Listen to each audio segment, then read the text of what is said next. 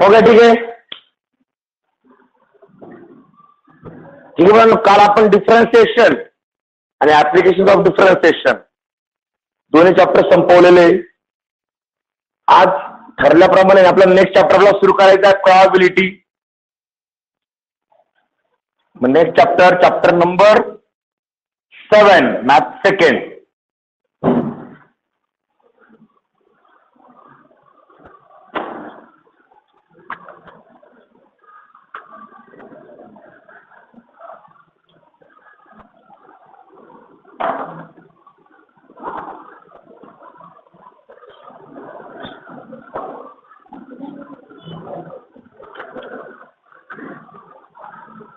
Okay, chapter number 7 घ्या.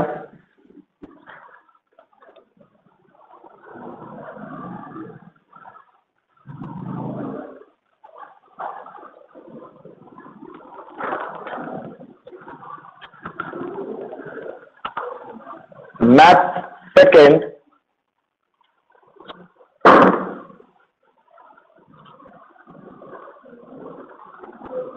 Chapter number 7.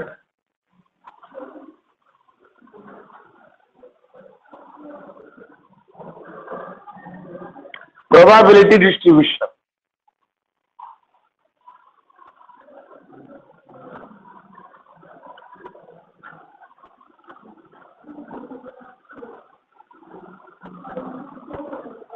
Probability distribution. Approximately हा chapter 5 to 6 मार्क्सला आहे बोर्डला. Okay, यातला फर्स्ट घ्या. First point, random variable.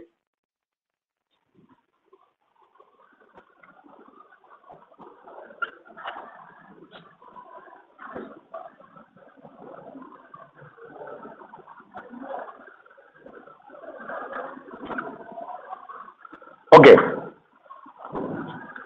आतापर्यंत तुम्ही जी प्रोबॅबिलिटी पाहिली आणि आताची प्रोबॅबिलिटी आपण इथे पाहणार आहे ही बरीचशी वेगळी आहे. तुम्ही आतापर्यंत आता प्रोबॅबिलिटी पाहिलेली, बरोबर आहे. आता आपल्याला काय पाहिजे? प्रोबॅबिलिटी डिस्ट्रीब्युशन पाहिजे. त्यातला फर्स्ट पॉइंट आहे रॅन्डम व्हेरिएबल. व्हेरिएबल आपण ऐकलेला असतो. काय असतं variable? The unknown number is called variable, बरोबर आहे. पण इथे रॅन्डम व्हेरिएबल म्हणजे अननोन नंबर नसतो, it is non number. Random variable म्हणजे हा नॉन नंबर आहे. तुम्हाला माहित असतो हा किती असणार आहे, पण हा एका प्रोबॅबिलिटी बरोबर रिलेट असतो. म्हणजे फॉर एक्झाम्पल पॉवर का भरपूर रॅन्डम व्हेरिएबल काय होतं हा कळत नाही. सपोज मी 2 कॉइन टॉस केले तर मला मिळणारा सॅम्पल स्पेस काय आहे? HH ST TH. ठीक. इथे जर रॅन्डम व्हेरिएबल आहे तर रॅन्डम व्हेरिएबलला मी म्हणतो एक, आणि एकचा आपण चेष्टा करतो number of head. Number of head. मग मला सांगा एक्सच्या व्हॅल्यूज काय काय येऊ शकतात? Number of head,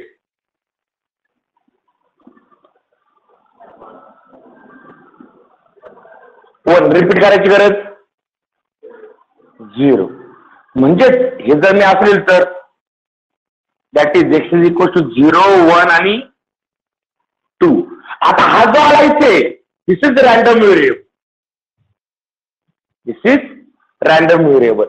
random variable is a number associated with the probability or the event or sample space. याच्यामध्ये जे असोसिएट नंबर आहे त्याला आपण काय म्हणणार आहे? Random variable. म्हणजे जसं जर मी 2 कॉइन टॉस केले आणि रॅन्डम व्हेरिएबल मी एक म्हटलं आणि एक्सला काय कंडिशन टाकली? Number of. मग किती हेड्स येऊ शकतात? तिथं पॉसिबल आउटकम मधले जे नंबर्स आहे त्याला आपण काय म्हणणार? Random x. समजला पॉइंट? ही डेफिनेशन लिहा. आता एक आर्टिकल आहे, मी लिहून देणार नाहीये, सांगणार आहे तुम्ही लिहायची लगेच. खाली घ्या. The number obtain from random व्हेरिएबलची डेफिनेशन घ्यायची आहे.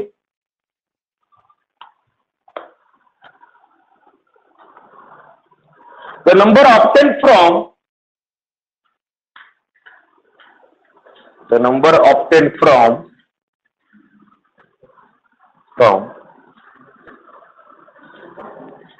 an outcome, the number obtained from an outcome of a random experiment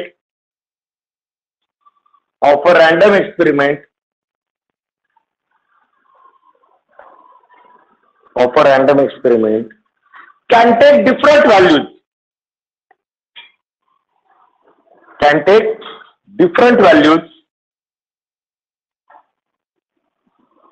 for different outcomes. परत सांगतो, the number obtained from an outcome of a random experiment can take different values for different outcomes.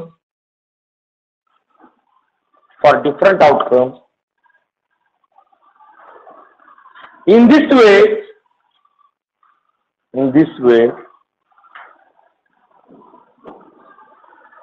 such number is a variable. In this way, such number is a variable. In this way, such number is variable.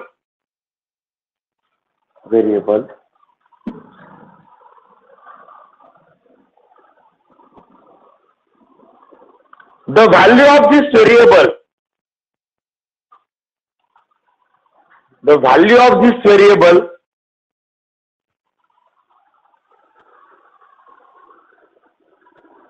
the value of this variable depends on the outcome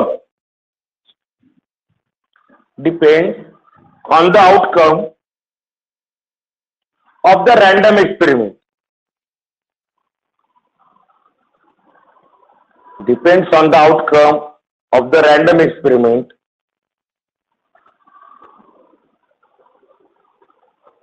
Hence, it is called as random variable. Hence, it is called as random variable.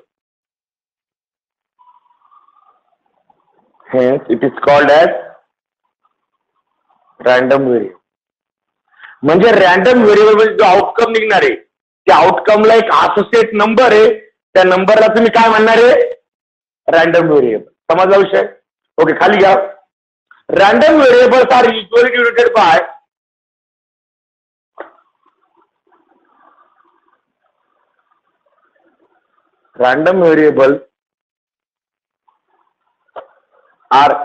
Denoted by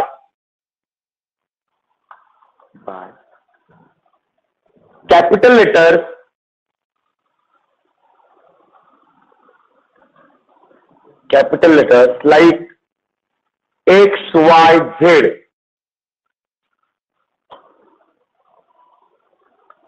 Capital letters X, Y, Z.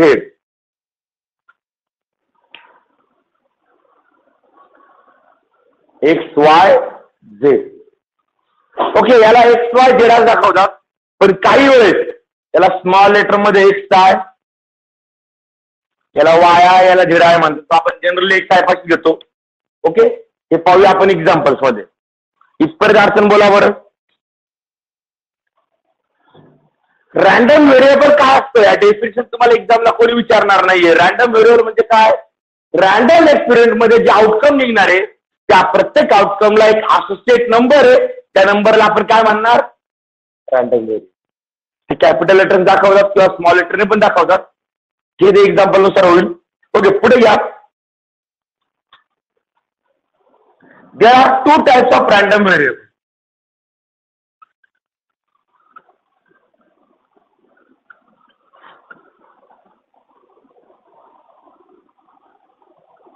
There are two types of random variables. Random व्हेरिएबलचे दोन type असतात.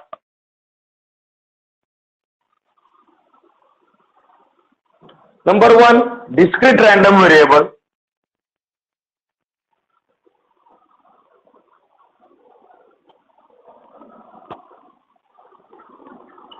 Random व्हेरिएबलला short मध्ये RV म्हटलं ते चालतं.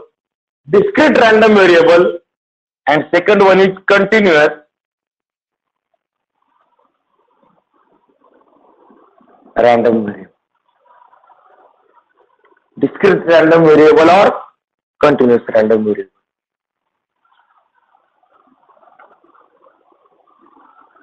Okay, त्यातला first घ्या. Number 1,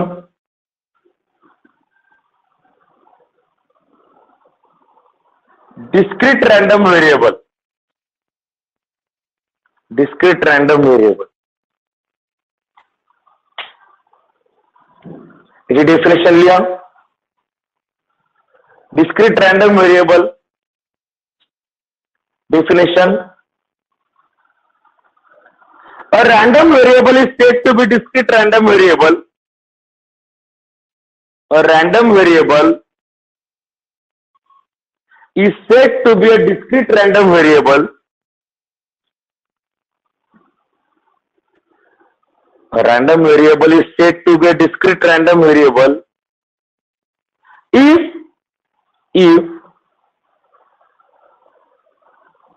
the number of its possible values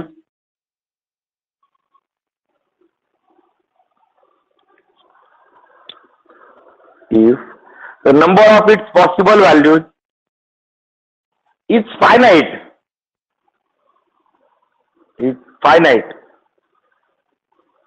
Or countably infinite.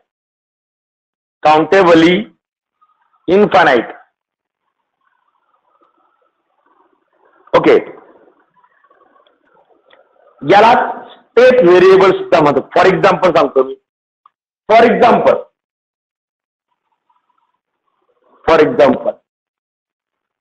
number of students in the class.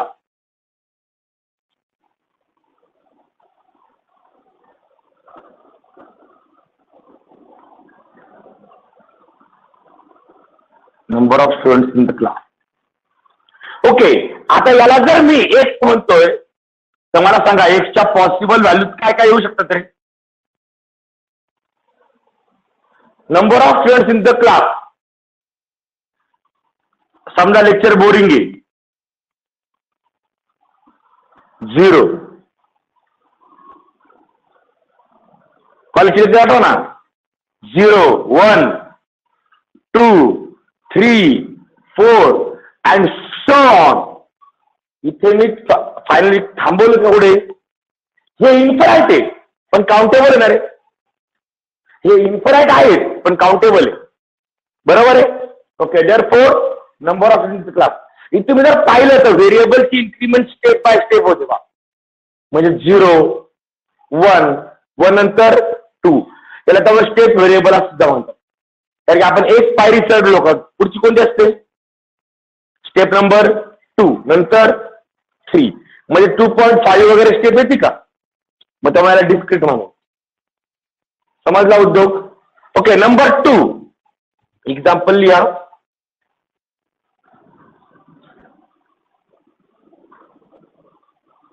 Number 2,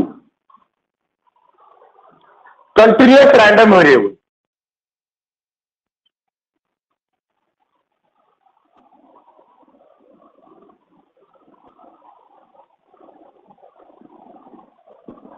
continuous random variable का डेफिनेशन क्या? A random variable is said to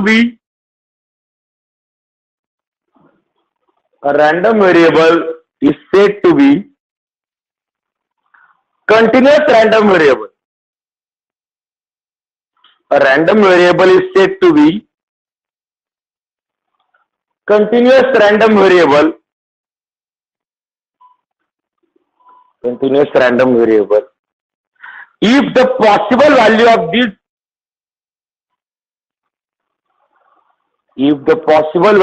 this random variable form an interval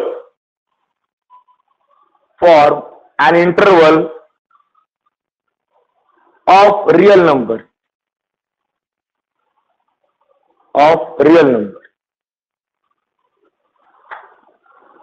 Form an interval of real number. Okay, for example,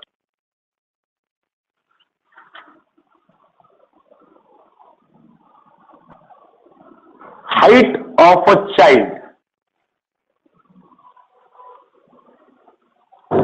for example height of a child. आता सांगा बरं, height of a child, एखाद्या मुलाची height आहे, बरोबर आहे, ती आपण रोज मेजर करतोय, ती स्टेप आहे का रे? म्हणजे काल झोपला तेव्हा मुलगा 3 फूट होत, दुसऱ्या दिवशी उठला डायरेक्ट 4 फूट झाला. असं होतं का? शरीर धक्के येऊन वाढते का? नाही.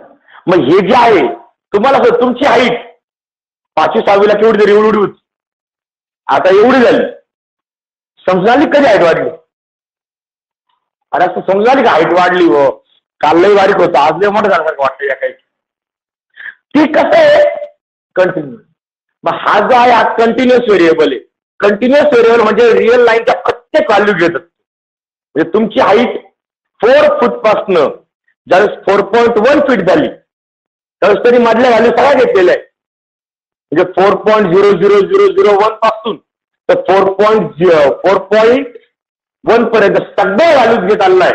म्हणजे it is continuous random variable. किंवा आपली बस आहे, अकोले स्टॉपवर बस संगमेश्वर निघाली, अकोले स्टॉपवर निघाली, स्टँडच्या बाहेर आली, गायब झाली, डायरेक्ट 1 किलोमीटर वर निघाली, तिथून डायरेक्टली गायब झाली 2 किलोमीटर.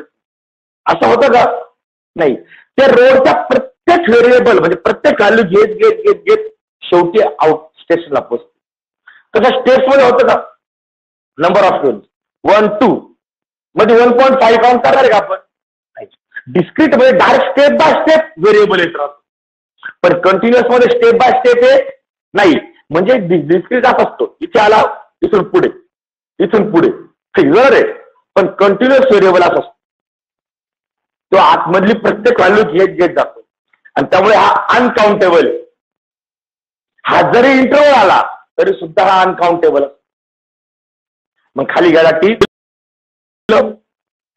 फॉर एक्झाम्पल आणि त्यात लिहा that is uncountable.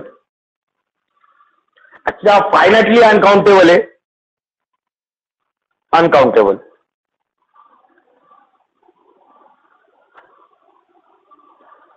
Uncountable. Next पुढचा पॉइंट घ्या.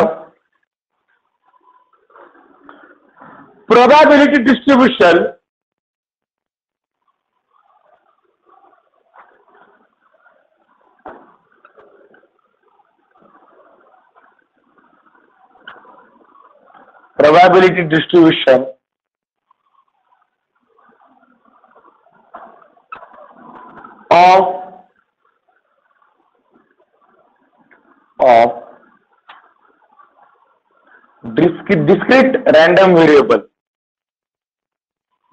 of discrete random variable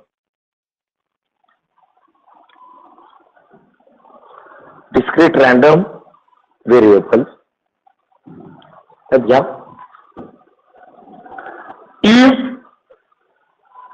x is equals to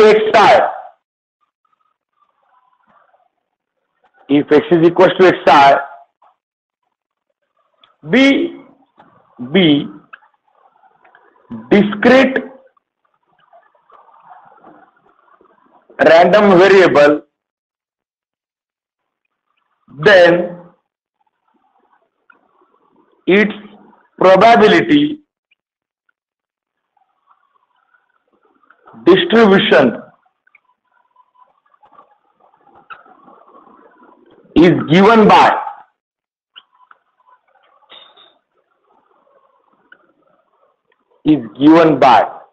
याचं probability distribution कसं दिलं जातं? is given by a chart. एका चार्ट मध्ये आपण हे डिस्ट्रीब्युशन देतो. ह्या चार्ट मध्ये 2 पार्ट असतात. एक असतो तो व्हेरिएबलचा चार्ट, व्हेरिएबलचा पार्ट म्हणजे x is equal to X star. मग याचे काहीतरी व्हॅल्यू असतील, ते x1 x2 x3 dot dot dot xn.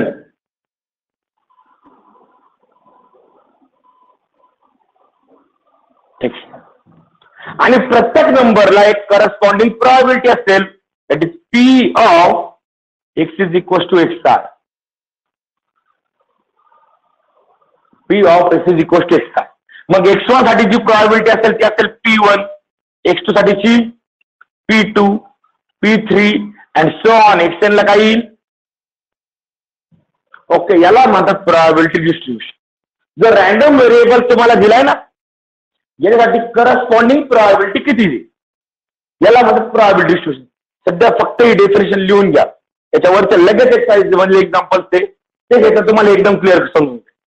पण डोक्यात ठेवायचं फक्त की एक्स साठी म्हणजे रॅन्डम व्हेरिएबलला काही व्हॅल्यूज आहेत, प्रत्येक व्हॅल्यूची प्रोबॅबिलिटी जर मी असं टॅब्युलर फॉर्म मध्ये दिली त्याला आपण काय म्हणतो? Probability distribution. ओके, आता ही प्रोबॅबिलिटी कशी येते, हा व्हेरिएबल कसा असतो, या व्हॅल्यू किती येऊ शकतात, काय हे आपल्या एक्झाम्पल मध्ये पाहिजे. थिअरीमध्ये फक्त एवढं लिहून घ्या. सध्या तर टेबल तयार करून घ्या, पेननेच तयार करा, काय पट्टी पेन्सिल घ्यायची गरज नाहीये.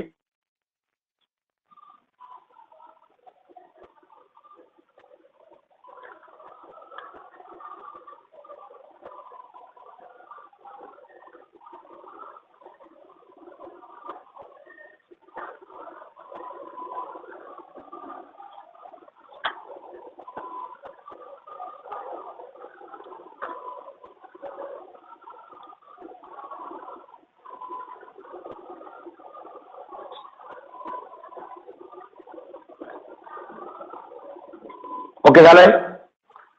नेक्स्ट आणि important part, probability mass function.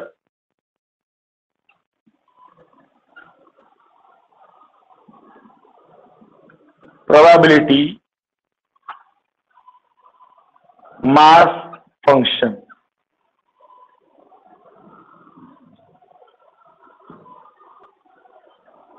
Okay, आता प्रोबॅबिलिटी मास फंक्शन म्हणजे समजून घ्या, ही जी दिल्ली प्रोबॅबिलिटी डिस्ट्रीब्युशन आहे हे मास फंक्शन कधी असतं? The given probability distribution is a mass function. Mass function if and only त्याच्या दोन कंडिशन आहे. पहिली condition,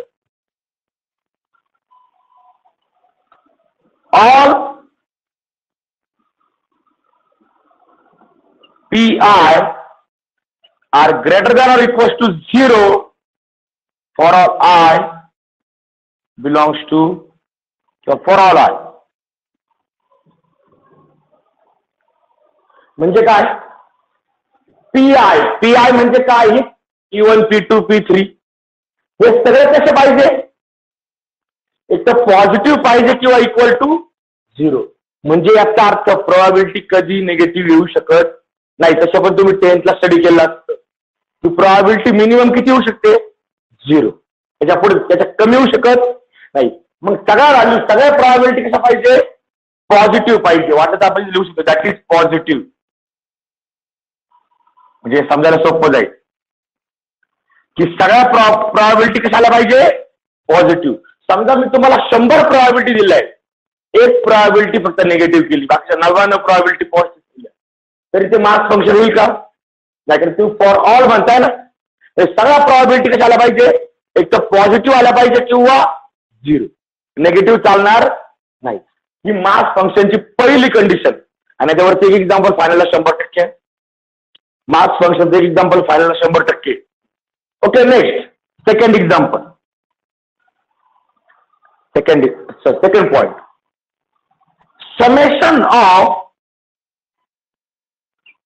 PI I from the summation of PI directly I from घ्यायची गरज. Summation of PI is equals to 1. म्हणजे काय? या सगळ्या प्रोबॅबिलिटी सम किती आली पाहिजे? 1. 1 ला कमी पण चालणार नाही आणि 1 पे जास्त पण चालणार नाही. सपोज सम 1.001 आली, चालेल का? नाही. स्ट्रिक्टली किती आली पाहिजे? 1च. अप्रॉक्सिमेटली 1 नाही, स्ट्रिक्टली 1. अप्रॉक्सिमेटली असते त्याच्यामध्ये 2 डॉट टाकले असते, 2 डॉट नाहीये. ओके, म्हणजे सगळा प्रॉबिलिटी सम कम्प्लीट किती आली पाहिजे 1. ही पण चालणार नाही किंवा अशी आली 0.999 तरी चालेल का नाही. म्हणजे मास फंक्शन होण्यासाठी 2च कंडिशन आहे फक्त. पहिली कंडिशन काय, अरे पहिली कंडिशन काय, सगळ्या प्रॉबिलिटी पॉझिटिव्ह पाहिजे किंवा कमीत कमी 0, एक पण प्रॉबिलिटी निगेटिव्ह चालणार. आणि दुसरी कंडिशन काय, सगळ्या प्रॉबिलिटी सम किती आली पाहिजे 1. जर या दोन्ही कंडिशन सॅटिस्फाय झाल्या तर त्याला आपण म्हणतो मास फंक्शन, म्हणजे प्रॉबिलिटी मास फंक्शन. अरे समजतंय का, दोन्हीच्या दोन्ही कंडिशन सॅटिस्फाय व्हायला पाहिजे, मग सगळ्या प्रॉबिलिटी पॉझिटिव्ह आल्या पाहिजे. आणि दुसरा मुद्दा आहे की त्यांची सम किती आली पाहिजे एक्झॅक्टली 1. अडचण, अरे मास फंक्शन समजलंय. आणि okay, last point cumulative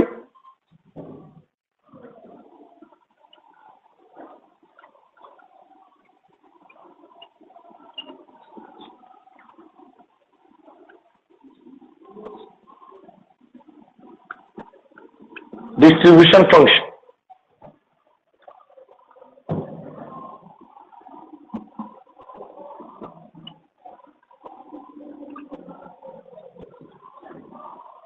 cumulative distribution function हे शॉर्ट त्याला CDF म्हणतात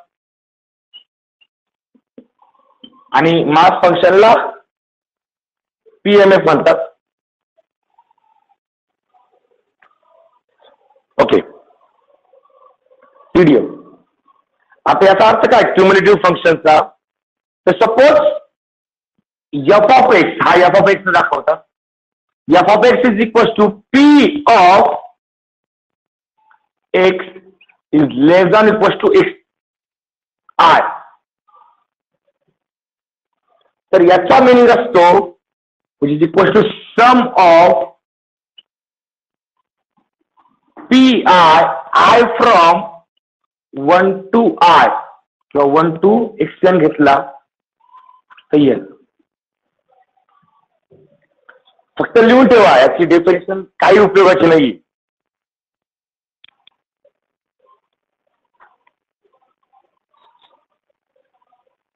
ही आपण यूज पण करत नाही, आपण डायरेक्ट व्हॅल्यू फाइंड करतो क्युम्युलेटिव्ह आला. आणि ओके, चॅप्टर संपला. थेरी एवढीच, फक्त 2 फॉर्म्युले बाकी. थेरी एवढीच आहे आणि थेरी अजिबात वाचायची. ही फक्त तुम्हाला आम्ही टाइमपाससाठी दिली, परत कोणी म्हटलं असं सर थेरीज दिलेली नाही. अजिबात थेरी रीड करायची नाही, कारण की थेरी रीड केली का कन्फ्युजन होत. बरोबर ना, ऐकतानाच खूप बोर झालं. मग याच्यापेक्षा सरळ याचे एक्झाम्पल घ्यायचे. मग खाली घ्या, एक्सरसाइज 7.1. एक्सरसाइज 7.1.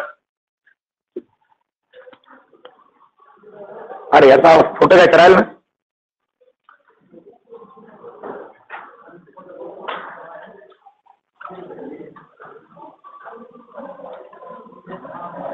ओके फोटो का बरं पटकन. थेरीचा फोटो राहू द्या. आणि चॅप्टर थेरी लिहिली असली ना, चॅप्टर पाहायला पण बरा वाटतो, कुठेतरी काहीतरी पानं कट करायला भेटतात ना. ओके नेक्स्ट झालाय, आला फोटो व्यवस्थित. ओके नेक्स्ट घ्या, एक्सरसाइज 7.1. आता ज्याला थेरी समजली नाही ना, थेरी समजायला लय गोंधळ आहे, म्हणजे मलाच थेरी आवडत नाही, तुम्हाला काय आवडणार ते. आता आपण सगळी थेरी एक्झाम्पल्स मध्ये पाहू. एक्झाम्पल्स मध्ये काय काय उद्योग दिलाय हे सगळं पाहिलं, याला एक्झाम्पल्स घ्यायचंय. फर्स्ट घ्या exercise 7.1. Question number 1. Let capital X represent the difference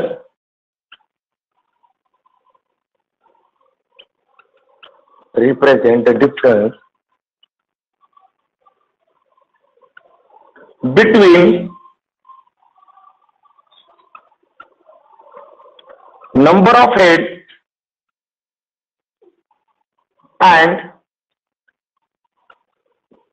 number of tails. Number of tails obtained when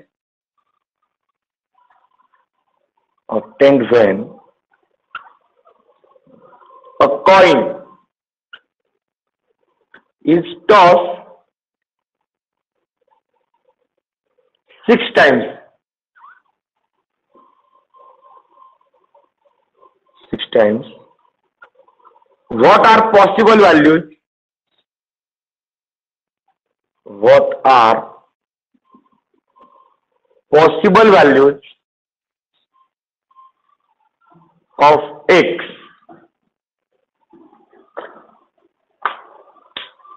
What are possible values of x? Okay, आता x म्हणजे काय तुमचा? तो रॅन्डम व्हेरिएबल, बरोबर आहे? अरे बरोबर आहे. आपल्याला एक्सच्या पॉसिबल व्हॅल्यूज काढायच्या कधी? If you toss a coin 6 times, एक कॉइन मी 6 वेळा टॉस केलाय आणि एक्स साठी तुम्हाला कंडिशन दिली difference between number of heads and number of tails. आता मला खूप सोपा उद्योग आहे बरोबर का? 2 मार्कचा क्वेश्चन आहे, खूप छोटा आणि सोपा क्वेश्चन आहे. सोल्युशन पॉवर का? If we toss a coin 6 times. अरे जर मी चार्ट तयार करतो, चार्ट असा आहे, number of heads corresponding number of tails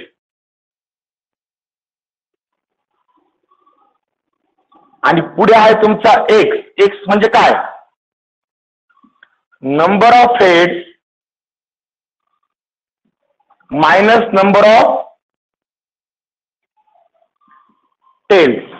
हेच दिलं त्यांनी का? नंबर ऑफ हेड आणि नंबर ऑफ टेल म्हटलं काय? तो डिफरन्स आहे, बरोबर. जर पावर करे आपण एक कॉइन टॉस केला तर नंबर ऑफ हेड्स किती किती येऊ शकतात?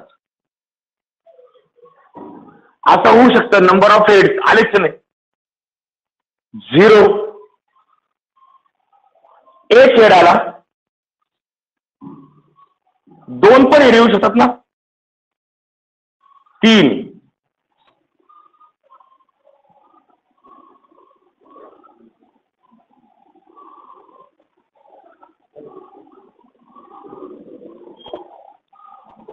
ओके, अडचण बोला बरं.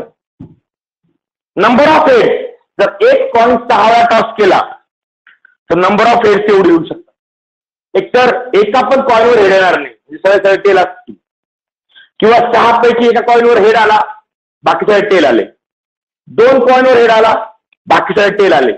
3 कॉइनवर हेड आला, बाकीचे टेल. 4 कॉइनवर हेड, बाकीचे टेल.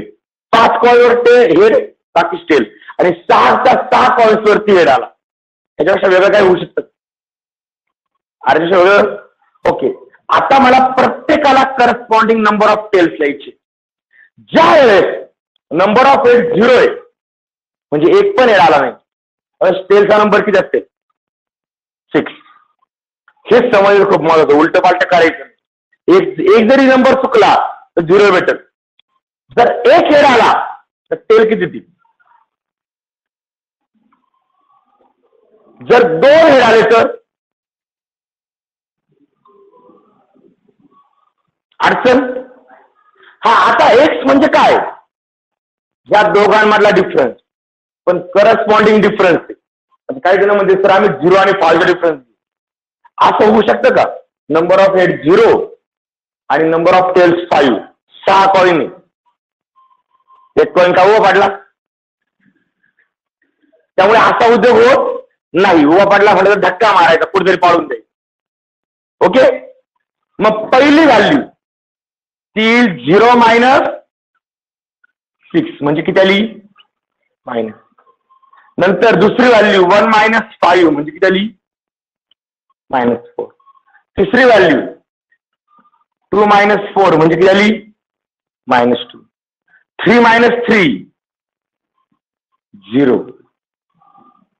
4 - 2 2. 5 - 1 आणि 6 - 0.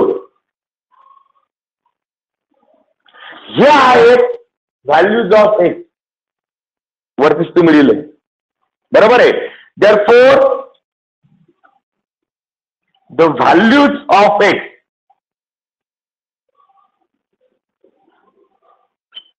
आर -6 -4 -2 0 2 4 6. ओके, अडचण बोला बरं. अरे क्वेश्चन मध्ये अडचण वाटते काही की जर 1.6 टाइम्स टॉस केला तर फक्त काय होतंय? नंबर ऑफ हेड्स किती देतात, नंबर ऑफ टेल्स किती देतात, एवढं लिहायचं आहे फक्त तुम्हाला. आणि त्या दोघांचा काय डिफरन्स. एका वेळेस तुम्ही नंबर ऑफ हेड्स म्हणून टेल्स मायनस केले, डिफरन्स म्हटले ते डिफरन्स. डिफरन्स कसा घ्यायचा काय गॅरंटी का? जर उलटा घेतला तर तरी हेच नंबर येणार आहे. 6 4 2 0 -2 उलटे येते, त्यामुळे काय फरक पडत नाही. ओके, हे होतं बघा तुमचं फर्स्ट एक्झाम्पल फॉर 2 मार्क्स. आणि याला काय सोडवायला 12th मॅथ्स लागलं नाही, कॉमन सेन्सचा पार्ट होता. की जर 1.6 टाइम्स टॉस केला तर नंबर ऑफ हेड्स किती येऊ शकताय, त्यावेळेसच नंबर ऑफ टेल्स किती येऊ शकताय, या दोघांमध्ये डिफरन्स किती येऊ शकतोय, आणि डिफरन्सच तुम्ही एक म्हणायचंय. काही जणांच्या 13 व्हॅल्यू देतात, -6 पासून तर +6 पर्यंत सगळ्या 13 व्हॅल्यू देतात.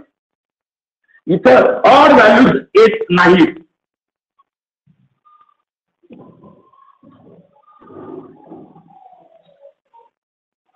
अडचण बोला. आता मला सांगा, एक कंटिन्युअस आहे डिस्क्रीट आहे? कंटिन्युअस आहे, डिस्क्रीट आहे. म्हणजे -6 नंतर -4 आला, मधल्या व्हॅल्यू झाल्यात का? -4 नंतर -2 आला, -2 नंतर 0 आला, 2 नंतर 0 नंतर 2 आला, 2 नंतर 4 4 नंतर 6 म्हणजे हा डिस्क्रीट, कंटिन्युअस नाही. Okay, next question number 2. Question number 2. An urn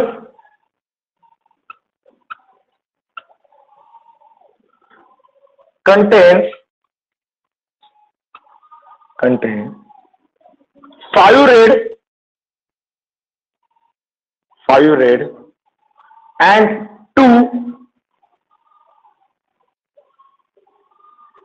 black balls.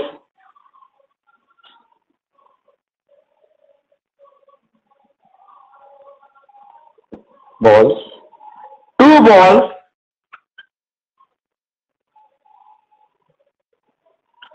are drawn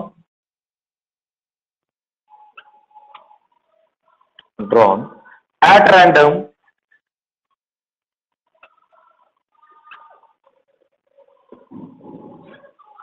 X denotes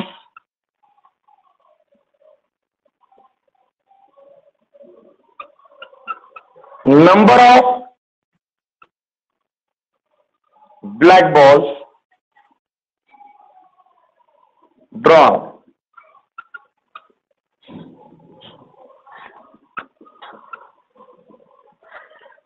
What are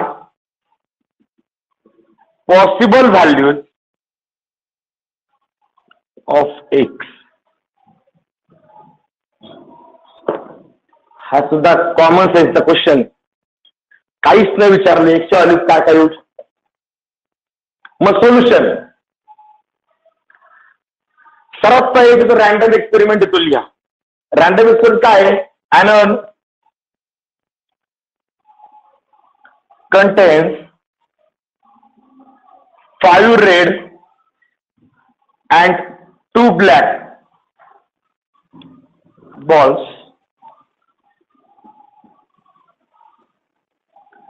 2 balls are drawn at random. का त्याचा आन्सर खूप छोटं वाटलं असतं ना, आपण थोडं आन्सर वाढवलं. X denotes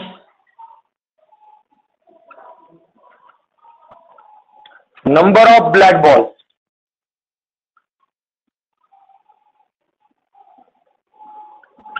drawn. Therefore, त्याला सेट वगैरे करायचा नाही, तर एक्सचा पॉसिबल व्हॅल्यूज आहे. बरोबर. आता हे एक्झाम्पल थोडंसं आपण आपल्या लँग्वेज मध्ये. सपोज मी तुमच्या डोळ्याला एक पट्टी बांधली, एक पिशवी आहे किंवा तुमची स्टॅक आहे. स्टॅक मध्ये मी 5 रेड बॉल टाकलेले आणि 2 ब्लॅक बॉल टाकलेले. तुमच्या डोळ्याला पट्टी बांधलेली आहे, तुम्हाला दोन्ही हात त्यात टाकायला लावले, 2 बॉल खायला लावले. असं होऊ शकतं का रे? सगळे रेड बॉल, 5 रेड आहे, 2 काढले, दोन्ही रेड येऊ शकताय. म्हणजे नंबर ऑफ ब्लॅक बॉल्स 0. बरोबर आहे का? दुसरा पर्याय, तुम्ही हात टाकले, दोन्ही 2 बॉल काढले, एक ब्लॅक आणि एक रेड येऊ शकतोय. मग एक म्हणजे number of black balls. Red ball किती आपला घेऊन देणं नाही. मग आणखीन एक पुढची प्रॉबिलिटी काय, एक्सची व्हॅल्यू 1 येऊ शकते. किंवा बाय चान्स काढलेले दोन्ही बॉल ब्लॅक असू शकतात. 2 तर आहेत आतमध्ये, बरं ते 2 निघाले, तर एक्सची व्हॅल्यू किती होऊ शकते? 2. म्हणजे एक्सचा पॉसिबल व्हॅल्यूज कोणत्या कोणत्या आहेत? 0, 1 आणि 2. पुढची व्हॅल्यू होऊ शकते का? 3 येणार आहे का? नाही. का? तुम्हाला 2 राहते ना, 2च बॉल काढायचे तुम्हाला, एका वेळी 2 नाही काढायचे. सिंपल तुम्हाला एक्झाम्पल दिलं होतं मी. म्हणजे हे आला एक्सच्या व्हॅल्यू, आणि जर एखाद्याने येणं दिली ना, हे आन्सर होत एका ओळीतलं. म्हणून ते वरती वाढवलं, 3 ओळी वाढवल्या. काहीतरी शोभायला पाहिजे ते 1 मार्कचा सुद्धा. ओके, अडचण बोला बरं. अरे वानो, एक्स मध्ये अडचण. क्वेश्चन समजलाय? हे दोन्ही क्वेश्चन व्हेरिएबलचे क्वेश्चन होते. समजले? ओके, ठीक आहे. स्क्रीनशॉट घ्यायचा. या चॅप्टरला एकच एक्सरसाइज आहे. जर पूर्ण एक्सरसाइज केली तर out of marks. Okay, next question number 3. Question number 3. State which of the following. Question लिहायचा प्रत्येकाने, मी क्वेश्चन लिहिणार नाहीये. State which of the following are. State which of the following are not the probability mass function,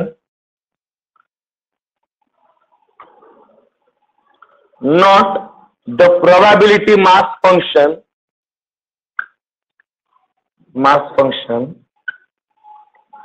of a random variable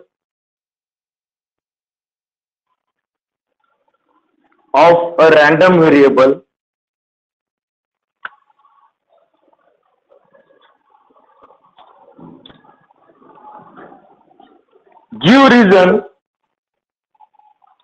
for your answer.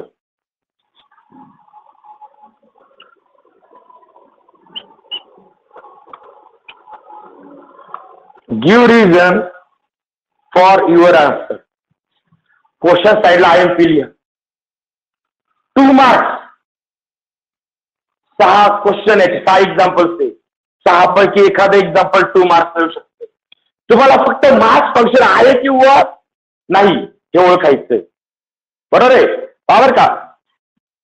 त्यातलं first एक table तयार करायचं. X आणि पी ऑफ एक्स.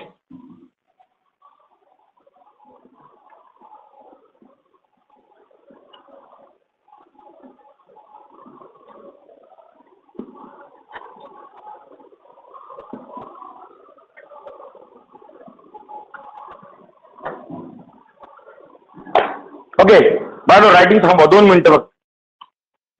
2 मार्क्सला हा question येतो की एखादं तुम्हाला डिस्ट्रीब्युशन दिलं असतं आणि विचारलं असतं is this mass function or not, हे मास फंक्शन आहे किंवा नाही.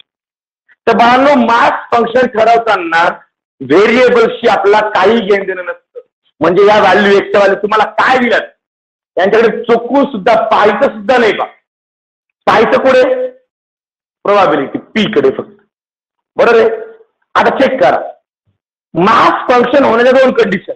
पहिली कंडिशन काय सगळ्या प्रोबॅबिलिटी कशा पाहिजे पॉझिटिव्ह. ओके ही पॉझिटिव्ह आहे ही पॉझिटिव्ह ही पॉझिटिव्ह सगळ्या व्हॅल्यूज पॉझिटिव्ह आहे पहिली कंडिशन. ओके दुसरी कंडिशन यांची सम घ्यायची आणि ती किती आली पाहिजे 0.4 प्लस 0.4 0.8 0.8 प्लस 2 1.0 म्हणजे 1 म्हणजे सगळ्याची सम 1 आली म्हणजे दाखव मास फंक्शन